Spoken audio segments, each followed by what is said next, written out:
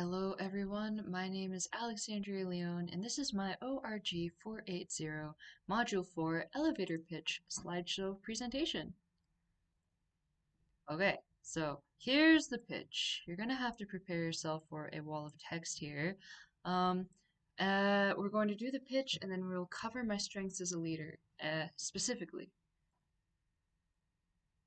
Okay. Hey, nice to meet you. My name's Alex.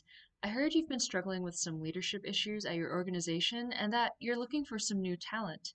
In my experience, any business can use someone who can gain involvement from their staff. I have a very democratic and participative leadership style that can help smooth vertical and horizontal communication. I also have a knack for winning people over to my ideas, partially thanks to my optimistic outlook and also because I'm particularly empathetic toward others. I have been immersed in a diverse array of cultures, and I understand the value that diverse experiences bring to a team. All of this has helped me skillfully manage internal and external conflicts in the past. It's not just people I can manage. One of my greatest strengths is managing information. One of my hobbies is scouring the news and other sources for stories and data that can propel my projects forward. It's given me the edge on competitors in the past. If you ever need help managing your organization, just reach out. I think we could work together well. All right. How was that? Not bad, huh? So let's go into some detail and what I've highlighted in red. Here's my top 6. So we've got input at the top, which just means I love to collect and archive information. I've got a strategic strength, which means I can spot relevant patterns and issues within that information well. And I'm very positive. You'll see this when you meet me. I have a penchant for intellection, which means I'm introspective and I appreciate intellectual discussions. I'm an activator, which just means I get things started. I make things happen by turning thoughts into actions, and I am very empathetic. Uh, yeah. So one of these strengths, all this all plays into how I motivate others, right? That's what leadership is influencing people for a common goal. So my empathy and positivity strengths come into play here. Creating a vision and getting people to believe in that vision and act on it is certainly a strength of mine. They use 5 bases of power as described by Matsushima in his article, where he explains how power manifests as an individual, are key to understanding how I work as a leader. From this list, I operate mostly from a referent base of power currently, with a lot of reward mixed in. This grants me several unofficial yet highly influential leadership positions among my peers and coworkers. As I develop in my career, I will be able to leverage legitimate and expert power as I grow.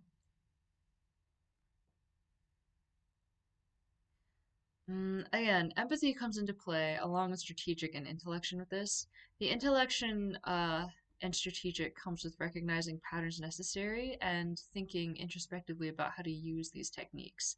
So these are Richard Daff's leadership techniques that I use most often, which is make people like you, develop allies, use rational persuasion, and to rely on the rule of reciprocity.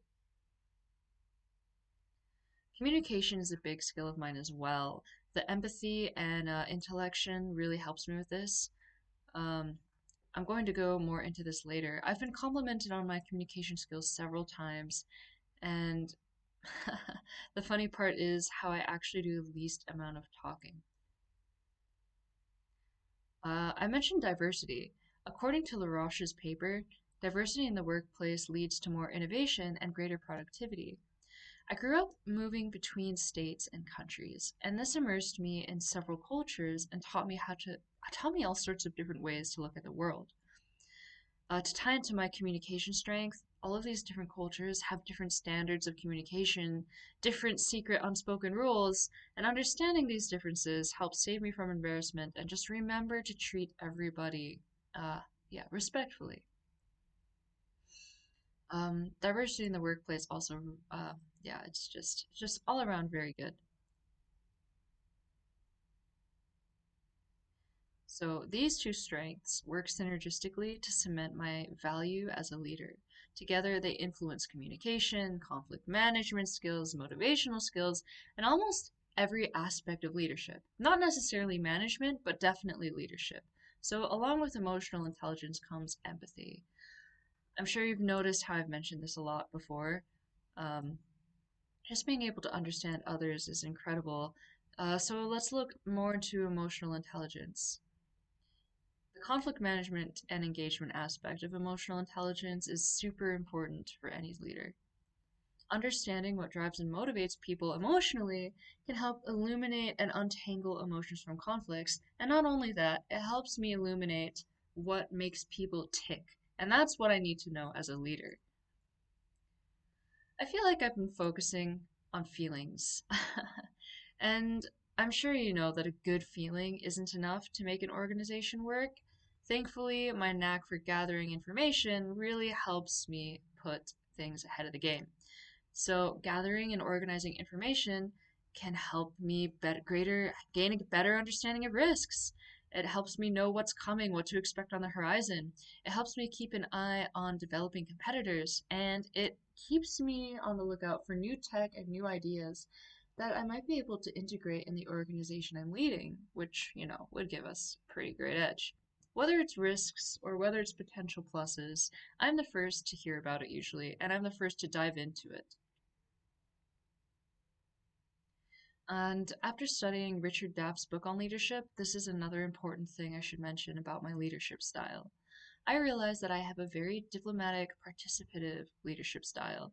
This means that I like to include people in decision making, and with the inclusion comes empowering them. When they feel more empowered, they feel more fulfilled within the organization, and then they just are more responsible. They feel more responsible. They have a greater stake in how the organization does. And so they will be better team members and hopefully better people. I hope I can provide an environment where I can help them grow into better people. After all, it's all about the people. In the end, an organization comes down to the individuals that make it possible. It's too easy to forget that the big picture is made up of many different lives, efforts, dreams, sacrifices, all of which matter. You have to listen to others, connect with them. We're more alike than you think. And remembering this is what helps me stay a great leader. Thanks for listening. I didn't make this presentation as pretty without Slides Go, who created the template and just lets me use it. Here are my resources. And until next time, over and out.